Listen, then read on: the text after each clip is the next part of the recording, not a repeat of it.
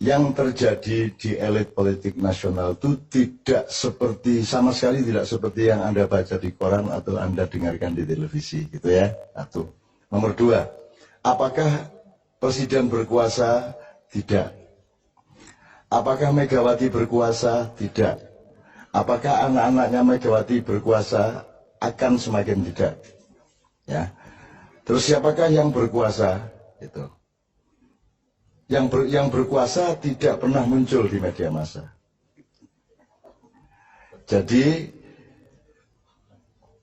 mereka membutuhkan ketidakpastian dari pelaku-pelaku di panggung ini, diadu domba sedemikian rupa. Nah, siapakah yang malu domba? Yang malu domba ini sudah juga sedang bertarung di antara mereka. Jadi nanti ada skala global internasionalnya, terus nanti ada tajallinya yang agak regional nasional, gitu ya. Nah, mereka ini pokoknya kalau ndak Yahudi Timur ya Cina Barat, ya, gitu.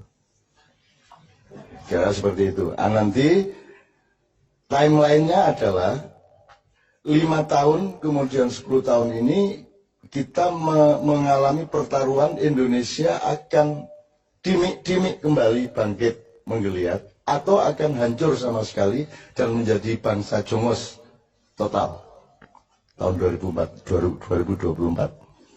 Nah, siapakah mereka ini? Pasti adalah konstelasi para pemilik modal, baik di tingkat internasional maupun regional dan nasional. Nah, itu lapisan-lapisan ini juga bertarung satu sama lain, tapi yang pasti ada rasnya mereka.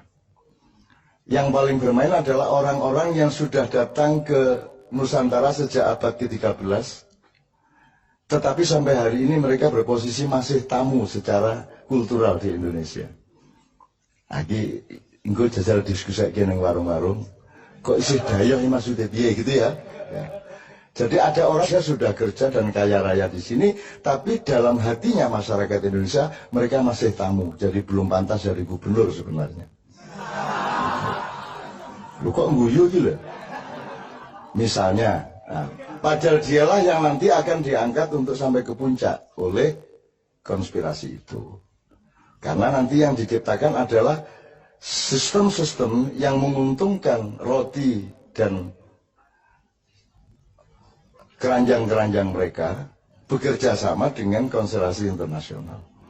Nah, jadi saya ingin memperingatkan, kue isih dayoh, kue aja banget-banget lemu pecicilan, ya. Iki Indonesia iki aja rumangsamu ming kaya sing kok sangka. Ono liya-liyane loh di Indonesia ini. Bangsa Indonesia itu banyak. Dan ada segmen-segmen, ada level-level, ada kesatria-kesatria, ada kader-kader, ada bermacam-macam dari bangsa Indonesia ini yang juga akan menjadi faktor dari berubahnya Indonesia. Jadi jangan dipikir Indonesia akan berlangsung persis seperti yang kalian skenariokan. Ada macam-macam. Bukan hanya manusianya macam-macam, bukan hanya anak mudanya bermacam-macam.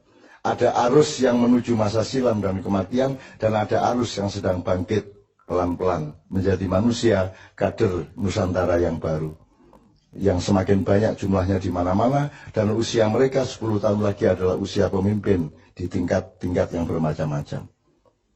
Maksudku kue iki pemimpin yang berikutnya. Ini loh. Jadi siap-siap mulai saiki ini ya.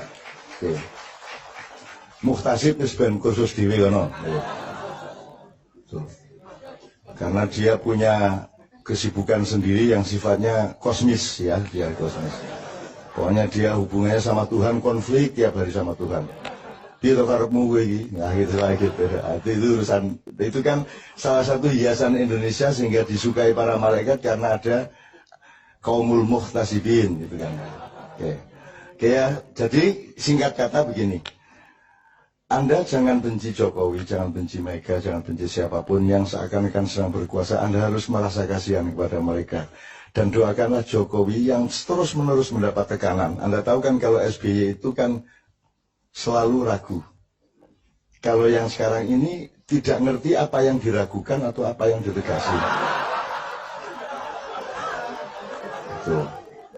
Masih lumayan kalau dulu kan masih ragu terhadap sesuatu hal. Ini sesuatu halnya dia tidak ikut menentukan. Jadi arep ragu ki ora ana dalane, arep tegas karo dalane,